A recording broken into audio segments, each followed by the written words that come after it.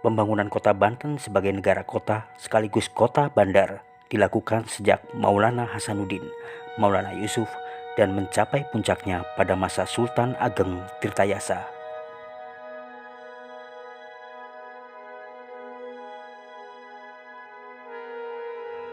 Kebesaran Kesultanan Banten pada masa ini ditunjang oleh beberapa faktor, seperti letak geografis yang strategis, kondisi lingkungan yang menguntungkan, struktur masyarakat, dan pemerintahan yang kuat.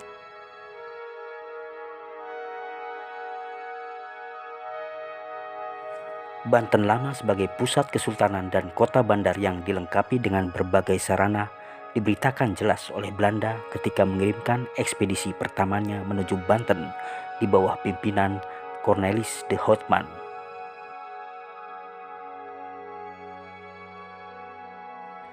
Houtman menggambarkan keberadaan kota dengan keraton, masjid, alun-alun, pasar, pelabuhan, jalan, perdagangan di pasar Karangantu, perkampungan penduduk dari berbagai tempat di Indonesia, struktur masyarakat, dan pemerintahan Banten pada akhir abad ke-16.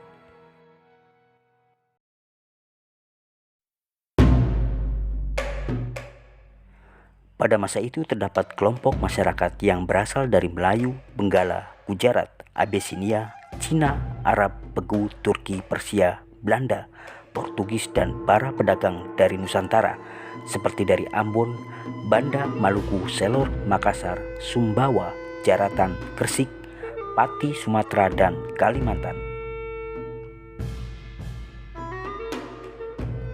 Letak keraton Sorosoan, alun-alun, masjid, pasar, dan jaringan jalan menunjukkan pola morfologi kota yang hampir sama dengan kota-kota Islam lain di Jawa seperti Cirebon dan Demak.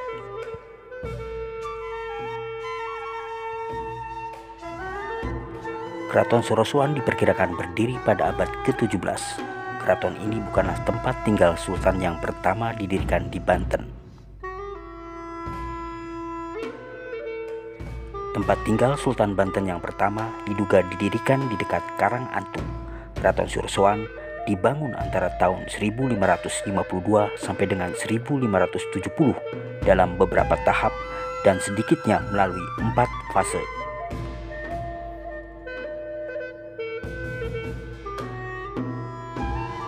Dari keterangan sumber sejarah disebutkan bahwa dinding Sorosoan tingginya sekitar 2 meter dan lebar 5 meter. Panjang pada sisi timur dan barat adalah sekitar 300 meter, sedangkan pada bagian utara dan selatan adalah 100 meter. Luas keseluruhan yang dibentengi adalah sekitar 3 hektar. Pada tiap sudut benteng terdapat bastion yang berbentuk intan, dan di tengah dinding utara dan selatan berbentuk setengah lingkaran.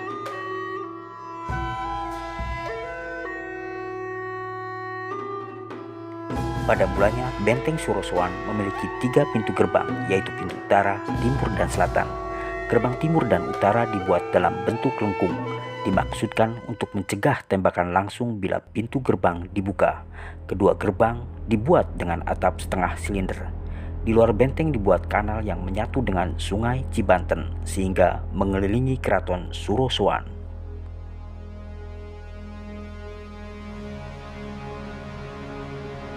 Berdasarkan penelitian arkeologis, diduga terdapat beberapa tahap pada pembangunan Keraton Sorosoan.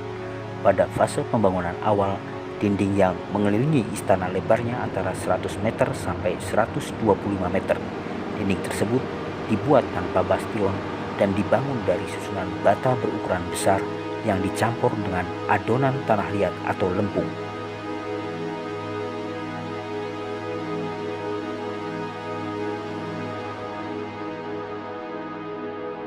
Di fase pembangunan pertama terjadi pada masa pemerintahan Maulana Hasanuddin. Pada masa pembangunan fase kedua didirikan dinding bagian dalam dan bastion. Dinding bagian dalam berfungsi sebagai penahan api atau kebakaran. Jadi, antara fase pertama dan kedua telah terjadi perubahan fungsi dinding, yaitu dari yang berfungsi sebagai tembok keliling kemudian menjadi tembok pertahanan dengan unsur-unsur Eropa.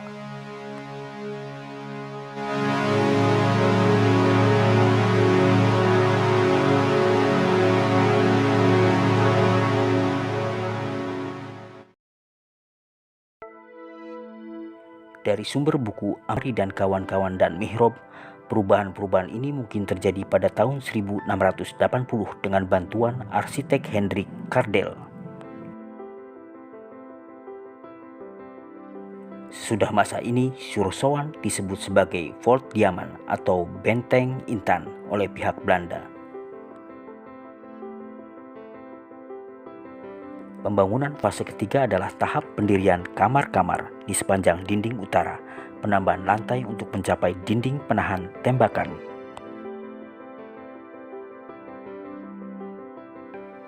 Pada pembangunan fase keempat dilakukan perubahan pada gerbang utara dan mungkin juga pada gerbang timur. Pada lapisan luar dinding keraton, susunan bata dilapis secara merata dengan menggunakan batu karang. Pada fase pembangunan yang terakhir, terjadi penambahan banyak kamar di bagian dalam dan penyempurnaan isian dinding. Dari sumber buku Mihrab tahun 1993, Keraton Surosowan mengalami beberapa kali penghancuran. Kehancuran yang pertama terjadi pada tahun 1680, kehancuran yang kedua, dan ini yang terparah adalah pada tahun 1813 ketika Gubernur Jenderal Belanda yang bernama Herman Daendels memerintahkan penghancuran keraton. Setelah itu, keraton ini kemudian ditinggalkan penghuninya.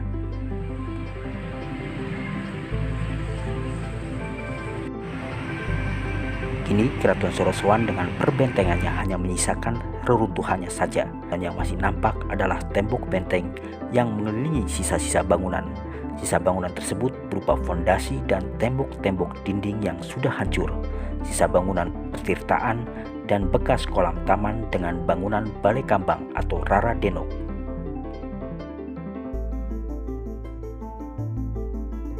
Keraton Surosowan berbentuk 4 persegi panjang dengan panjang 305 meter, lebar 130,5 meter, dan tinggi 4,5 meter.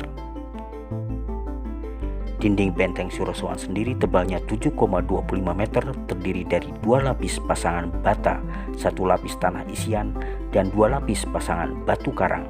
Lapisan pertama dari dalam dengan susunan bata menggunakan perkat yang merupakan campuran dari semen, pasir, kapur, dan batu karang. Ketebalan struktur lebih kurang 67 cm. Lapisan kedua adalah tanah isian dengan tebal struktur mencapai 4,73 meter. Lapisan ketiga berupa susunan bata yang menggunakan perkat dari tanah liat dengan ketebalan struktur 1,3 meter.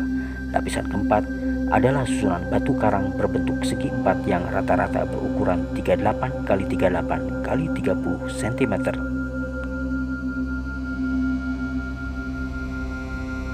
Lapisan ini diperkuat dengan perkat yang terbuat dari campuran pasir, semen merah, kapur, dan 1 lapis batu karang dengan ketebalan struktur 30 cm.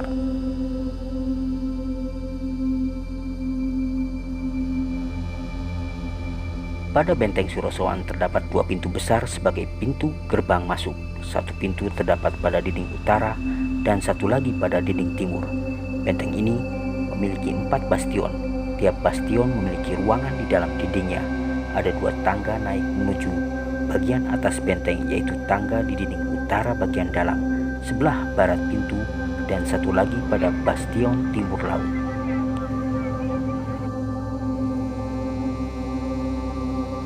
Di luar dinding benteng keraton sebelah utara, di samping sebelah kanan masih dapat ditemukan sisa fondasi dan reruntuhan dari bangunan Sri Manganti, yaitu bangunan yang berfungsi sebagai tempat bagi para tamu bertemu Sultan.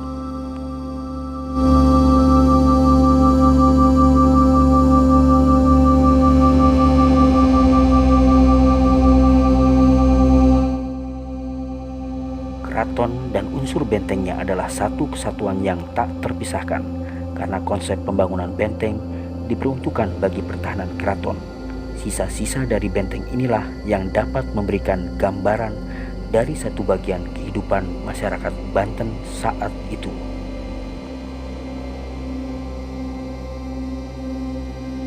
Keraton sebagai simbol merupakan kumpulan bangunan tempat tinggal raja dan keluarganya. Keraton pada umumnya juga dijadikan pusat kerajaan dan merupakan pusat dari segala kegiatan politik, ekonomi, sosial, dan budaya.